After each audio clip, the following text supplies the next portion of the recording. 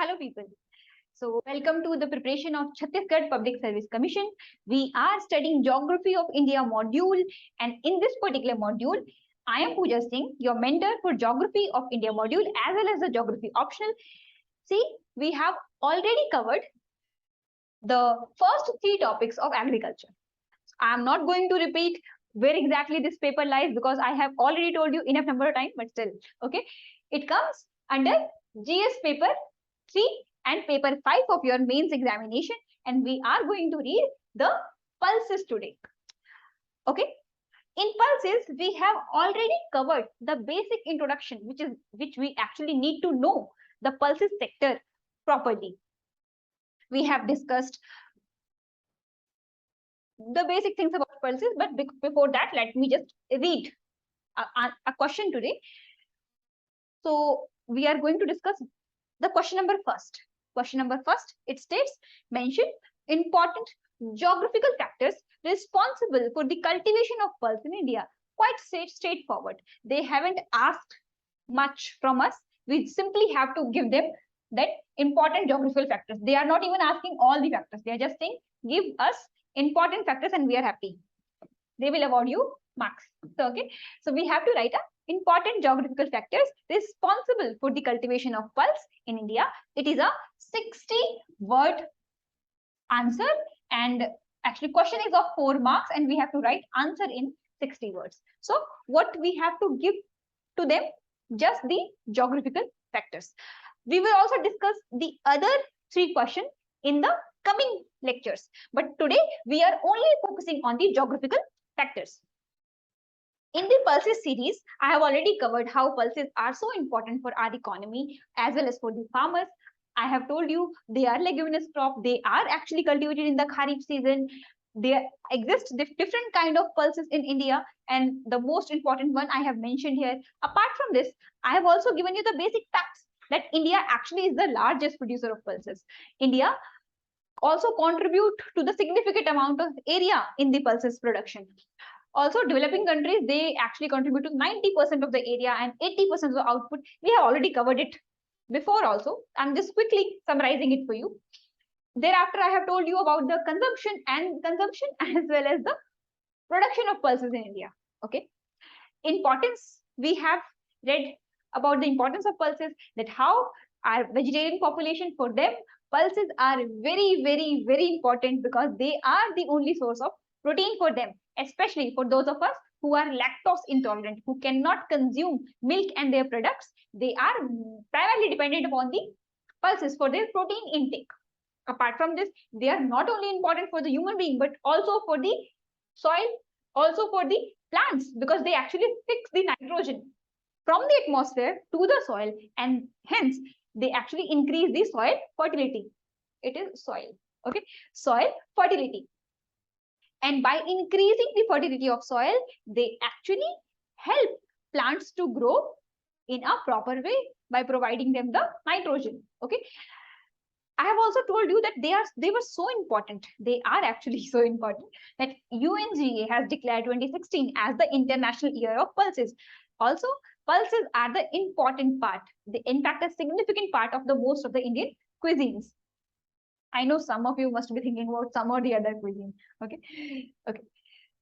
Also, some of the data and facts I have taken from the Vision 2050 documents of the Indian Council of Agriculture Research, and how they actually estimate the present production, the present demand and supply mismatch of the pulses. So we have also talked about it. We have talked about how much area we have under the pulses cultivation. We have talked about the global hunger index, in which India is actually 101 out of 116 countries where malnutrition, hidden hunger is a major problem, and how pulses can actually help us to overcome these issues. Okay. And we were talking about the productivity. We have also discussed how different countries have different productivity and we are way behind. Actually, we are laggard here. We are actually way behind the world average also. And obviously from the leading producer, तो हम हैं ही. Leading producer से पीछे तो हम हैं ही. ठीक है? ये मत समझना leading हम हैं. Okay? We are not leading here. So we are way behind the leading producer of the pulses.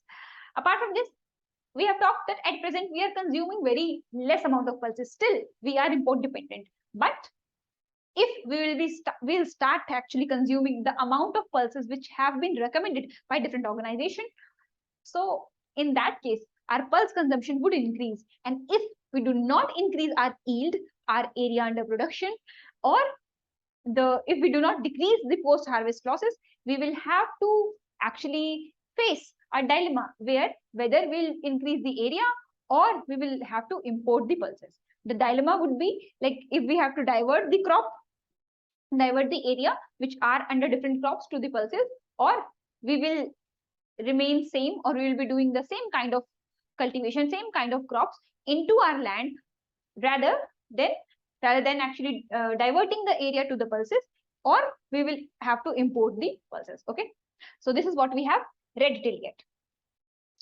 These were the basic facts and data that helped us to understand the pulses sector. Okay, now let us just move to the question.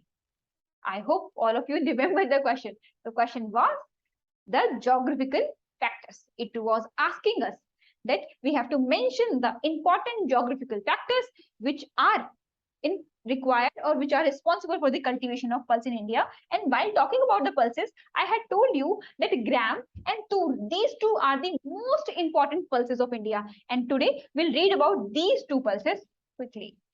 Okay, so let us just focus on the first pulse that we are going to discuss today, which is gram. Gram, which we in Hindi we call as chana. So it is the most important pulse. When I say it is the most important pulse, do I need to prove it? Of course, yes. That's why I'm saying that it is the most important pulse, because this pulse is actually occupies 37% of the area which is under the pulse cultivation. That means if India cultivates whatever amount of pulse India is cultivating, out of that, let's say if this is the area under the pulse cultivation, of this area nearly 37%, area is 40%, 40% area is under the gram cultivation. And out of total production, 37% of production comes from gram. This is the reason I am calling this particular pulse as the most important pulse. Okay, so when we are saying they are most important, that means they actually are important. Okay, these two facts is substantiating what I have told you just now. Also, when I was talking about the pulses in the introduction video lecture, I had told you that they are mostly kharif crops, but not all. So this was the crop. It is a rabi crop. Gram, it is a rabi crop, unlike other crops of pulses which are kharif. And I think in the initial lecture I had told you about the tur or arhar, that is a rabi crop, but that was a mistake.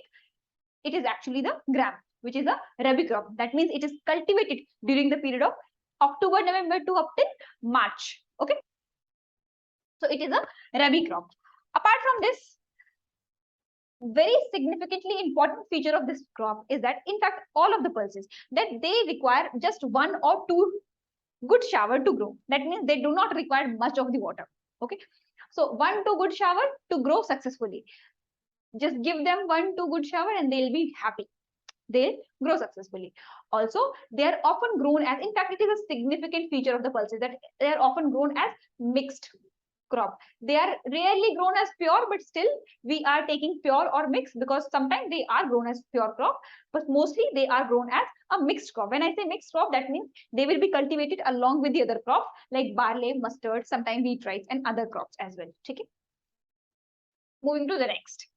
So the question was about the it was actually asking us to mention the important geographical factors which are required or responsible for the cultivation of pulses in India. We have seen the Indian scenario. What is our production? What is our demand? What is our supply? What are the major lacuna in this particular sector? So let us now move to the nature. What they have to offer to us? So major climatic condition which actually pulse require. Do we have those climatic conditions in India or not? So the pulses, these are the kind of crop they prefer cool kind of climate, which I'm talking about the gram. So it requires cool climate. And when I say cool, do you remember I just talked about that it is a rabi crop? Since it is a rabi crop, it would require a cool climate because it is sown in the December kind of November, December, October to December is the initial stage of growth of these pulses. Okay? So mild, cool, and comparatively dry climate. When I say dry, doesn't mean arid. Okay, dry and arid are different things. When I say dry, that means comparatively dry as compared to the other cereal crops like wheat, rice, maize, bajra, other things that you have read earlier. So rainfall requirement is approximately 40 to 50 centimeter. That means it is not that much, pretty much available in the in fact, is all of the region of the India. 40 to 50 centimeter of rainfall is requirement. In case regions where 40 to 50 centimeter of rainfall is not available, it is cultivated under irrigated condition. However, irrigation is an exception rather than a rule when it comes to the pulses, because almost 92% of the area is rain fed, which comes under the pulses cultivation. Okay. Temperature requirement is cool temperature, that is 20 to 25 degree Celsius. Soil, they actually prefer loamy soils, but who is asking their preference? Because farmers are growing it as a secondary crop, so they grow it anywhere. Okay, so they are not always given the loamy soil, but it is the ideal soil where they can be grown successfully. Okay, so climatic conditions are rainfall, which is 40 to 50 centimeter, temperature, which is 20 to 25 centimeter, soil, which is loamy soil it requires, and they are mostly rain fed. As I told you, almost 92% area is rain fed. So we can say they are almost rain fed, because 92 is a huge number, right? So this is what we have discussed about the climatic condition. But do we also have some other condition? When I say geographical factors, does just the climate comes under geographical factor, or we have other factors as well? We have human factors. It comes under the human geography. Actually, in agriculture, more than the climatic factor, it is the human factor which plays the important role.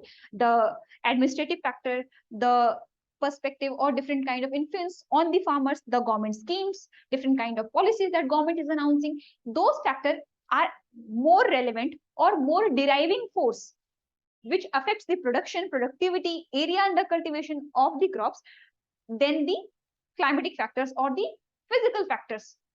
Okay, so human factors, first thing we have to or we need to know is that they suffered at the hand of wheat.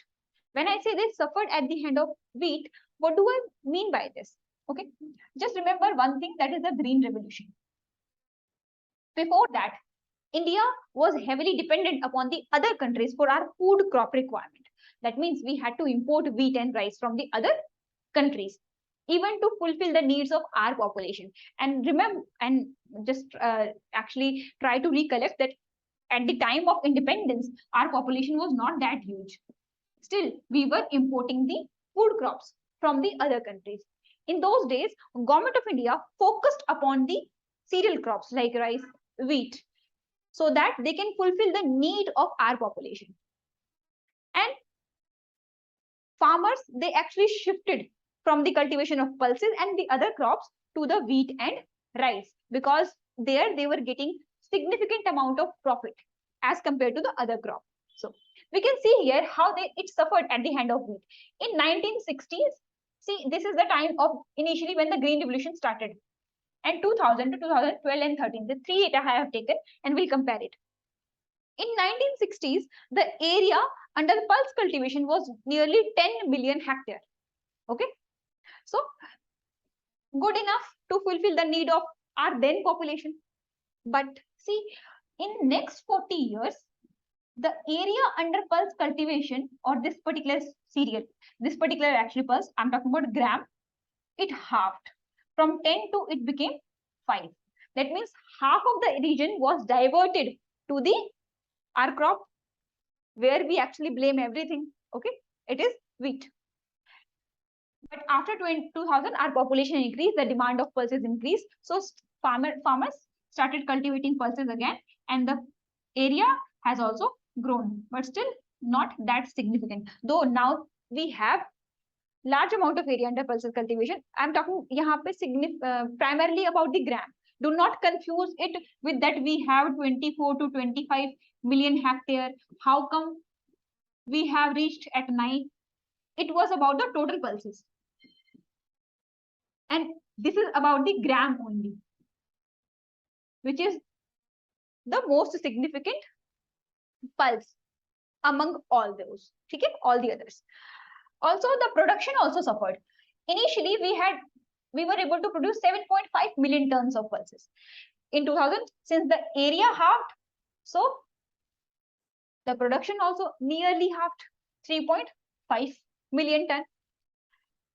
But at the same time, when the area increased, production also increased. So we haven't actually increased our production or area much, or in fact, as compared to 1960s level. So despite being one of the most populous country, despite having faced all the climatic scenarios, India was able to achieve the fruits of green revolution in the sector of wheats, in the sector of rice, but still we are the kind of country which are dependent upon the other countries for the pulses. So we have to achieve a kind of green revolution in the pulses as well. Okay. So this was about the gram. And we have read about the climatic condition about the gram. But not only gram, we also have the tur. Okay. So let me just quickly discuss about the tur also. Okay, distribution of gram should, okay, I'll do it. Okay, let me just tell you it quickly. So how gram is distributed all over the country? So I have divided the country into two major parts. I'll just go through it quickly. Okay, so distribution of gram, the major region and the minor region. When I say major region, what I mean by this? Major means those regions which actually contribute nearly 77% of the production. You can say, you can write like this, 75 to 80% in the examination if they are asking. They will not directly ask, write down the percentage production from different states, but just to substantiate our answer, if we are able to recollect the fact, so we can write in approximation 5 plus minus 5 is okay. Okay, and other apart from the major producer, we have the other producer. See, if we have 77 production from this, so we do not have the scope to write the minor producer and then other producer. These all are minor or other. You can categorize them into one. So major producer, I have highlighted in the green, and apart from these, and the rest of it are minor producer. Not all, because northeastern states are not included. Okay, we'll discuss about the distribution later on. So before moving to this, before moving to actually the answer, let us just also discuss quickly the tur. Okay, tur, apart from the gram, we have second most important pulse, which is tur. Okay, again, it is called pigeon pea or red gram in English. In India, it is often called tur and mostly arhar. I don't know. Do let me know what exactly in your home this particular pulse is called. Do you people call it tur or arhar? In my home, we call it arhar. Okay, so second most important pulse. You all must be thinking we can't even differentiate between arhar and chana. Okay, so let it be. The second most important pulse. When I say it is the second most important pulse, why do I say it? Because I said earlier that gram, it was the most important pulse. It was important because it was actually occupying, it still occupies 40% of our area under pulse cultivation. Tur occupies 15% of the area under pulse cultivation. It is mainly a kharif crop. Please correct it, because in the first lecture, I actually gave a wrong example about the tur. I told, it was a slip of tongue. I said tur is a rabi crop, but it is the gram. Tur is mainly a kharif crop. Denote it, okay? Or correct it in your notebook if you are making notes. If you are taking screenshot, so you don't have scope, but you take screenshot of this slide as well, okay? So it is basically cultivated in the mild winters as a rabi crop. it is a dry crop mixed with other kharif crop. Initially also we talked about how these the pulses are not preferred by the farmers. They actually give them as a stepmotherly treatment to all the pulses. They are not cultivated as a pure crop or as a main crop. They are often cultivated with the other crops like maize, cotton, bajra, jowar. So they are under the mixed cultivation, or they are mixed with the other kharif crops. Seldom, like rarely as a single crop. So climatic conditions, in fact, for all of pulses, there is very minute difference. Climatic conditions are similar to the pulses and millets, as we have just read about the gram. But still, I have given it here. Temperature is 20 to 25 degrees Celsius. Rainfall 40 to 50 centimeter. Soil, which is loamy soil. Okay, it is the ideal soil for the cultivation of arhar. However, it can also be grown into different kind of soils, but waterlogging should not be there. Okay, this is a kind of pulse which do not like waterlogged soil. In fact, any pulse do not like waterlogged soil. Okay. Apart from the climatic factors, we also have the human factors. So what are the human factors? How we will talk about the human factors, and how we are discussing that human factors are also significantly contribute to the, or they actually are deciding factors in the cultivation of pulses in India. See, we are comparing the 1950 data with the 2012 and 13 data. We do not have to write all these data. These are just for the reference. Why I am telling you again and again that maybe you might be getting, or you may get scared that all of this data need to be quoted or need to be written in the answer. They are just to give you a brief overview. Okay. So in the 1950s, the area under the tur cultivation was 2.18 million hectare. How many years have passed? Nearly, the data we are taking 60 years. After 60 years, how much area we have increased? Barely 2 million hectare. Initially, we had 2.18 million hectare area under tur cultivation when our population was only 30 crores. Now we have population of 130 crores and the area is barely 4 million hectare. Can you see the difference? Can you see how human factor have played a significant role here? And when I say human factor, I'm saying about the preference of farmers. They are not cultivating these crops. Why is it so? Because government hasn't provided that kind of support to pulses, which was provided to the other crops like rice and wheat. Okay, you might be thinking, ma'am is again bashing rice and wheat, but they are actually the reason. Okay. Now, see here. Now, secondly, it is about the area. That area was not increased. Now let us talk about the production. When I say production, that means how much kilos or tons of this particular crop we are producing.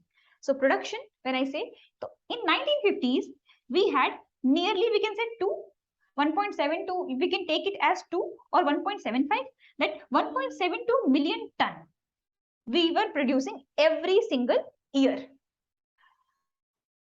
After 60 years, by increasing our population from 30 to 130 crores, how much production we have increased?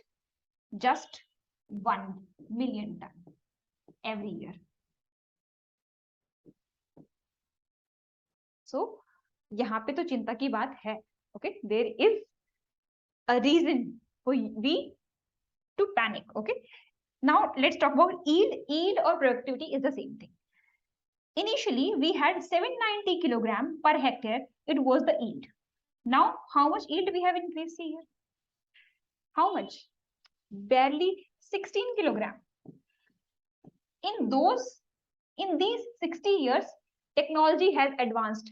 We have cultivated different kind of crops. We have reaped the actually fruits of green revolution. We have advanced in different kind of technology. We have sent our Chandrayaan and the Mangalyaan to Mars, but we were not able to, and we are still not able to produce the kind of pulses which is required by the poor population of India. Okay. The data I am giving you here is not for you to write, but for you to understand the scenario of pulses in India. These data will help you when you will try to frame the answer that this is what we had discussed earlier. Okay, so you will be able to know, or even you will be able to recollect this, that our area hasn't increased. This is what you have to write. The area hasn't increased. You don't have to write the how much it has increased or how much it should have increased. Okay, our production haven't increased. Our yield haven't increased much as compared to our population, as compared to number of years we have spent in a different kind of technology. Okay, so this is the human factors I was talking about. Also, let me just quickly give you the distribution of the tour. We'll discuss this in detail when talk about the distribution question, but you can see here I have highlighted the two regions from green and yellow. Green indicates the major producing region and the yellow indicates the minor producing region. I will not spend too much time here and also not take your time because time is the most important resource we have. So let us just go to our question and try to frame an answer. Okay. So the question was about the important geographical factors responsible for the cultivation of pulse in India. So what we'll do exactly here, we'll divide the geographical factors into two parts, the geographical and the human, as I have done while describing you the whole answer. Okay, so it is a 60-word. We have 60 words to answer this particular question. It's a 4-marker question. So I'll give you a basic introduction to write this kind of answer. You will write the whole answer. I will not write this for you. You will write on your own. I have already discussed. So, okay. So I'll just give you the basic introduction, how we can start an answer, because it's often the inertia which actually restrict us from writing an answer. So let me just break the inertia for you. Thereafter, you have to go on your own. Okay.